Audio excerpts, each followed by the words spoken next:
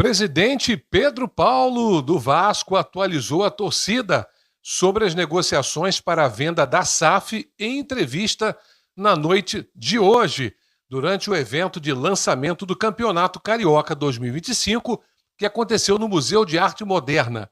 Ele voltou a dizer que não pode apressar as tratativas com os investidores.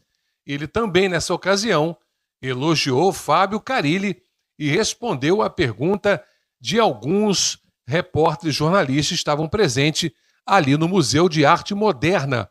Eu vou já deixar o agradecimento ao canal BTB Esportes. Aí na descrição vai estar o link para o canal deles, que eles estão em todos os momentos em chegada de jogadores, em entrevistas tão importantes quanto essa, trazendo informações para todos os vascaínos, tá bom? Agradecendo aí ao BTB Esportes, todos os créditos a eles, vou deixar com você essa entrevista do Pedrinho, que ele fala tudo, viu, gente? É brincadeira, fala tudo. Hein? Mas olha, antes dessa entrevista, eu peço a você, se inscreva aqui no nosso canal, tá? Ative o sininho das notificações e deixe seu comentário sobre o que ele vai falar aí agora, tá certo? Então, com vocês, o presidente Pedrinho falando tudo. E eu volto numa próxima oportunidade. Boa noite, Pedrinho, tudo bem? Primeiramente, lhe perguntar, já sendo direto, né, como é que está a movimentação, mercado agitado, se tem alguma novidade sobre o Vasco nesse momento? Desde que eu cheguei, sim, a gente tem trabalhado de uma forma mais discreta possível, porque a gente sabe que a concorrência financeira é grande e às vezes algum nome que é ventilado, obviamente isso aumenta a repercussão e o debate na mídia, com isso aumenta também o nível de propostas e a gente acaba não sendo tão forte no mercado. Então a gente já identificou os pontos necessários e devagarinho a gente, dentro do orçamento, respeitando muito toda a história que vocês já sabem, para a gente tentar ser assertivo e fazer um time mais forte, mais competitivo para a temporada. Pedrinho, a gente sabe que você trata com muito carinho dois projetos, que é a reforma de São Januário e o CT também, e a gente sabe que vai ter um investimento no CT. Queria que você falasse como está o andamento desses dois projetos. Faz parte de todo o processo também para você atrair e contratar jogadores, né? Porque os jogadores se falam, obviamente. Alguns jogadores optam por, de repente, clubes que pagam até um pouco menos, mas que têm uma estrutura melhor. Então, quando eu chego, obviamente, quase no meio do ano passado, e tenho a entrada, obviamente, direta ali dentro do centro de treinamento e vejo que nada foi feito do que foi prometido, do que estava em contrato, num valor específico de investimento, obviamente me assustou muito, mas eu tinha que arcar com outras prioridades. Muitos jogadores com valores atrasados de luva, enfim, transferências também, eu tive que fazer algumas para não sofrer o transfer ban. Então a prioridade obviamente não foi o CT. Com isso a gente conseguiu fechar o ano do jeito que eu queria, em dia, sem qualquer tipo de adiantamento da receita de 2025, com alguns processos de mecanismo jurídico para que a gente tivesse um respiro financeiro. Dentre eles foi a medida cautelar antecedente, que a gente conseguiu prorrogar um pouquinho mais, e aí a gente tem um fluxo de caixa mais tranquilo para a gente separar um valor que não é gigantesco, mas para dar no mínimo um suporte adequado de estrutura ali dentro do centro de treinamento, que é uma coisa que me incomoda por diversos aspectos. Primeiro, porque o que eu acho que o Vasco merece é uma coisa muito maior. Segundo, porque estava em contrato e não foi cumprido. E foi passado para fora uma coisa que as pessoas tentam jogar, obviamente, debaixo do tapete, né? Muitas vezes. Como, não, já passou, agora contigo daqui para frente. Não, já passou não. Esse problema é causado por isso. E a gente tem que trazer à mesa, porque muitas pessoas se aproveitam disso para fazer política dentro do Vasco. E isso cansa. Então, assim, eu vou ser sempre transparente, vou ser sempre verdadeiro e vou falar a verdade para todo mundo. Não vou ficar criando história. Então, agora a gente conseguiu dar um respiro. A gente tem que ser assertivo, porque o dinheiro é curto. E mais com a recuperação de alguns atletas que teoricamente faz parte até da minha contratação, porque se você me perguntar, como não foi pago praticamente nada, vocês viram isso que foi publicado essa semana, eu estou pagando a todos esses atletas. Então, teoricamente, eu estou contratando esses atletas que já tinham sido contratados. Então, é todo um malabarismo financeiro para a gente botar o clube, tentar equilibrar financeiramente para alguns anos mais para frente colher os frutos necessários. Pedrinho, você falou da medida cautelar. Vocês estão aprovando com credores, né, sem deságio, né, que é uma coisa difícil de acontecer no Brasil, mas com algumas alongamento de dívida e tudo, uma carência. Não sei se é exatamente a tua praia, né, mas você está mais ou menos por dentro, né, do assunto. Né? Queria que você falasse um pouquinho. A questão do deságio é com muito respeito aos credores, né, porque a gente tinha por lei botar um deságio praticamente no valor que a gente quisesse, e com muito respeito a todos os credores, que meu pai foi um dos funcionários ali também, então eu sei de toda a dificuldade, fazer um acordo praticamente sem deságio, esticando um pouquinho as parcelas, né, mais longa, com isso a gente tem mais respiro, como eu falei, de fluxo de caixa, a gente consegue ir pagando as dívidas, negociando, só de você negociar já encurta muito. A gente tem uma perspectiva que nas negociações a dívida caia, de repente, até mais do que da metade. E se a gente fizer isso com um cronograma muito bem elaborado de pagamento, a gente consegue sanear as dívidas. O tempo depende muito das receitas que a gente vai ter. E também depende, se entrar um investidor, esse tempo é encurtado. Se por acaso não entrar um investidor, a gente leva um pouco mais de tempo. Mas como eu falei, eu não vou desrespeitar o Vasco. O Vasco foi desrespeitado de forma financeira e de forma institucional. E isso não vai acontecer comigo. Não é uma briga Pedrinho 7777, é uma briga com o Vasco. A 777 lesou o Vasco, não o Pedrinho. Então eu represento o Vasco, eu represento o torcedor, eu represento o sentimento do torcedor. E a minha responsabilidade é ser respeitoso em todas as áreas, dentre elas a financeira. Quais são as perspectivas do investidor que você comentou, na espera, uma possível proposta em breve, ou que dá para passar para a torcida sobre isso? É repetitivo e chato, mas é o que eu tenho que ser. Quando as pessoas falam assim, eu tenho que ir lá cobrar qualquer investidor que tenha um NDA assinado. Eu não cobro porque isso não faz parte de uma negociação. Como é que eu vou chegar para o investidor e falar assim, dá para você fazer uma proposta para o Vasco logo? Isso não existe. Então as pessoas falam que eu não tomo iniciativa. A minha iniciativa não é essa. A iniciativa é eu passar todos os números que a gente já passou através do NDA assinado e esperar uma avaliação dos investidores que a gente tem, obviamente, já com a assinatura do NDA. Dito isso, a gente fica na expectativa que eles façam uma proposta ou recuem de vez até para tirar a perspectiva do que é criado com relação aos torcedores. Então, assim, que pé que está? Todos eles praticamente no mesmo nível de avaliação. Não sei qual o número de membros das equipes para debruçarem sobre os contratos e acelerarem o processo de leitura. Quanto mais gente, obviamente, mais rápido é feita a leitura, para que eles tenham uma definição se eles vão querer ou não, que tipo de proposta eles vão fazer, qual o modelo dessa proposta. Caso não tenha nenhuma proposta, a minha obrigação é honrar todos os compromissos. Então, assim, por que a gente faz uma reestruturação financeira e dessa vez é uma reestruturação financeira de verdade? Porque a gente já está com a medida cautelar antecedente, a gente já está negociando com os credores. Então, assim, não tem outro caminho se você não pagar a dívida. Não tem, isso não existe. Quem sentar na cadeira e falar que é outra coisa, está enganando o torcedor. Porque a gente está enxugando o gelo. Uma dívida que era de supostamente 700, que a gente descobriu que era 900, hoje é uma dívida de 1 bi 400. Então, assim, é isso. É trabalhar pro Vasco. Não pro Pedrinho, não para nenhuma pessoa especificamente, mas pela instituição. Pedrinho, o que você pode dizer para a gente desse começo de trabalho do Carille, como é que tem sido e teve algum pedido dele que é prioridade, que é mais urgência dentro dessa realidade do Vasco e pensando também em reforçar o elenco? Eu sei que você não quer falar de nomes, mas como é que tem sido essa troca com ele nesse início de trabalho? Primeiro, assim, mais uma vez a gente tem que identificar ali na contratação do Carille os comentários que são realmente de uma avaliação pelo trabalho, pelo nome do Carille, e a outra coisa do que é as pessoas que sobrevivem do caos do Vasco, que a gente tem que separar bem isso. O Carille é um cara muito vitorioso dentro da sua carreira, então as pessoas desmereceram muito isso. A leitura do Carille das posições bateram, obviamente, com o que a gente já tinha identificado, e é nessa busca que a gente está. A gente tenta acelerar alguns processos, alguns a gente consegue, obviamente, como foi com o Tietê. Outros demoram um pouquinho mais, né?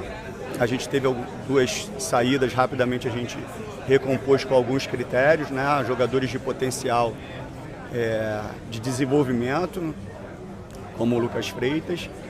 E agora a gente ser assertivo nas outras posições que já estão identificadas, já estão com jogadores mapeados, já estão, obviamente, em negociação, mas às vezes acelera um pouquinho, às vezes demora um pouquinho mais.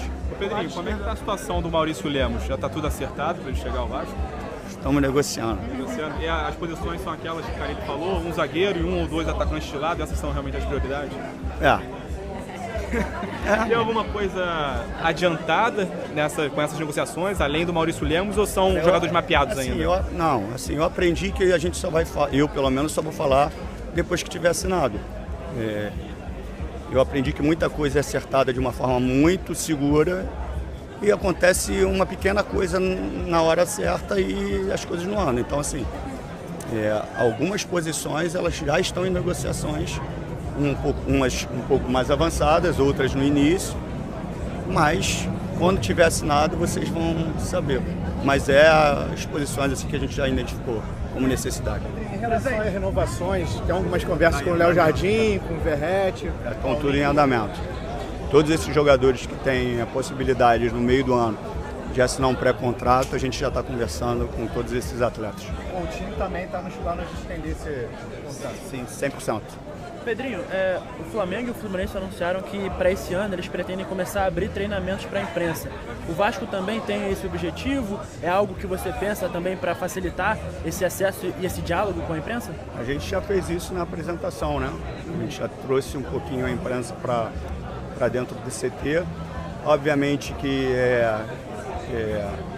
eu sempre fui a favor disso, porque tem uma relação, obviamente, ali, não vou falar que diária, porque não deve ser uma coisa diária, mas você começa a ter um entendimento do que os profissionais que estão trabalhando, os atletas começam a ter um entendimento que o trabalho de vocês também é importante para que vocês passem um conteúdo realmente mais específico, porque às vezes surgem muitas coisas que não são verdadeiras e vocês têm que debater sobre isso.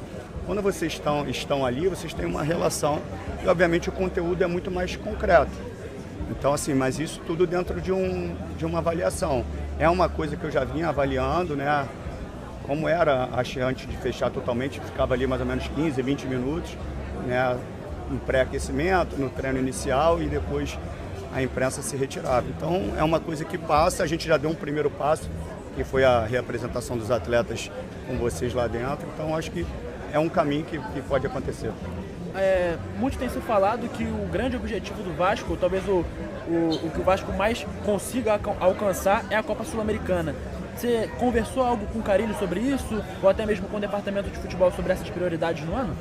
O futebol ele tem muitas variáveis, né? A gente obviamente coloca muitas, internamente coloca uns objetivos que são mais palpáveis, né? Mas se você perguntar se para qualquer um de vocês, antes da Copa do Brasil, se a gente chegaria numa semifinal, obviamente todo mundo falaria que não. Então, assim, foi uma surpresa para todo mundo, porque futebol é assim. Então, assim, a perspectiva, obviamente, é de, nas competições que exigem menos de um elenco muito grande, que são as competições que são praticamente de mata-mata, né? Aquela fase de grupos ali. Quem tem um elenco mais reduzido, né? Quem não tem 2, 3 times, obviamente tem mais oportunidade, um pouco mais de chance. Então as Copas são importantes para a gente. Presidente, a gente está no evento de lançamento do Campeonato Carioca.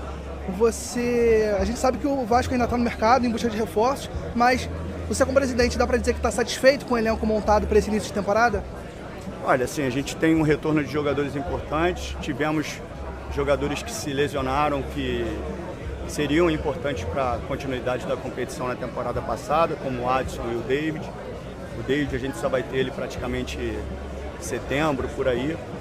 O Adson está em um processo de retorno, tem o Estrela, o Paulinho que volta e é um jogador de muita qualidade. O Jair demonstrou isso na reta final. O próprio Coutinho iniciando uma pré-temporada, porque na temporada passada ele vem de um mundo árabe e na reta final ele já dá uma resposta melhor. Nós temos bons laterais, estamos reforçando o setor defensivo, já identificamos as outras necessidades. Então, assim, dentro de um cenário difícil financeiro que nós temos, o Vasco, se você olhar friamente, é um time que pode competir forte em algumas competições, obviamente sem a redundância. Mas se a gente equilibrar cada vez mais a questão financeira e a questão de ser assertivo, que a gente usa essa palavra, nas contratações que a gente fizer ou que a gente já tenha feito, esses jogadores conseguirem responder o mais rápido possível. Porque ninguém engana ninguém assim hoje no futebol, né? Não tem como eu falar que um jogador é bom se ele é ruim, ou se ele é ruim e vocês falarem que ele é bom. Porque todo o acesso que a análise de desempenho tem, o scout tem, né? Eu tenho, vocês têm. Né? Todos os aplicativos, todos os softwares, toda ligação. Então, se eu trouxer um jogador e falar que ele é bom, vocês em um segundo vocês sabem se ele é ou não. E nenhum jogador que a gente traz são jogadores que a gente não achou que tivesse um potencial para ajudar. Agora, se desempenhou ou não desempenhou, são as variáveis do futebol. A gente acredita que esse ano alguns jogadores podem render melhor do que eles renderam. E isso seria uma ajuda também muito grande. Com relação à satisfação do elenco, volta a cair na questão financeira, né? Muitos jogadores que de repente a gente teria uma receita para contratar, nós estamos honrando. Porque imagine você dentro de um elenco, você sendo um atleta, e eu estou te devendo luvas, salários atrasados e estou lá buscando outros jogadores. Então, se eu não honrar com você, eu tenho que, no mínimo, como é que eu entro dentro do vestiário? Eu perco praticamente o vestiário. E também eu não conseguiria entrar no vestiário com todos esses atrasos que não foram feitos por mim, mas que desde o momento que eu assumo, minha responsabilidade. Então, como é que eu chegaria ali para te cobrar algo como atleta, né? Pô, você tem que fazer isso, se eu não estou honrando contigo e estou por fora contratando outros jogadores.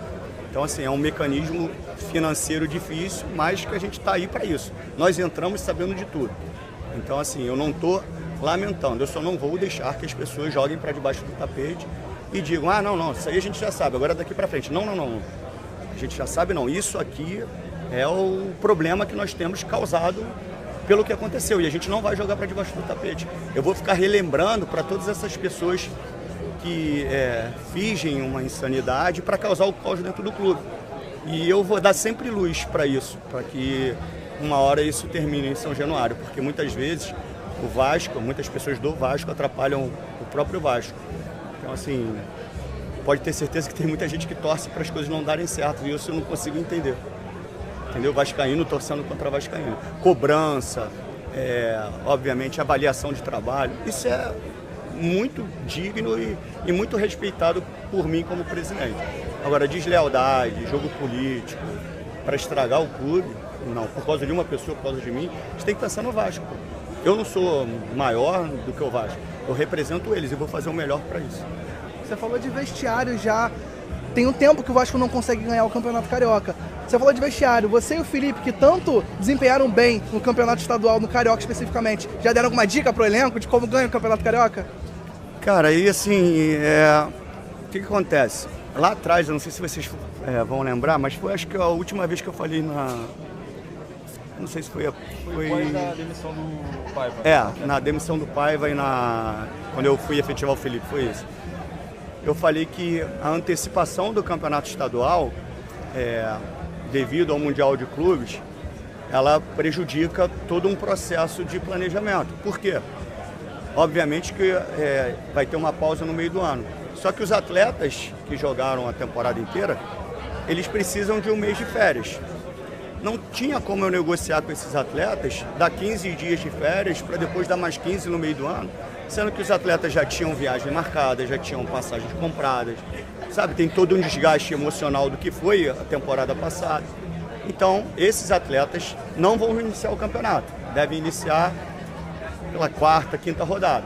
Aí eu tenho que trazer o sub-20 para jogar o estadual, sendo que os times menores de potencial, como é o primeiro adversário nosso, o Nova Iguaçu, que foi vice-campeão carioca, como Volta Redonda, times que são muito bem estruturados, que já vêm treinando há muito mais tempo, e a gente teve que apresentar o sub-20 no dia 27, então eles passam 2, 3 dias praticamente fazendo exames, aí para o ano novo, então começa a treinar praticamente no dia 2, para jogar uma competição já no dia 11, contra equipes que já são estruturadas.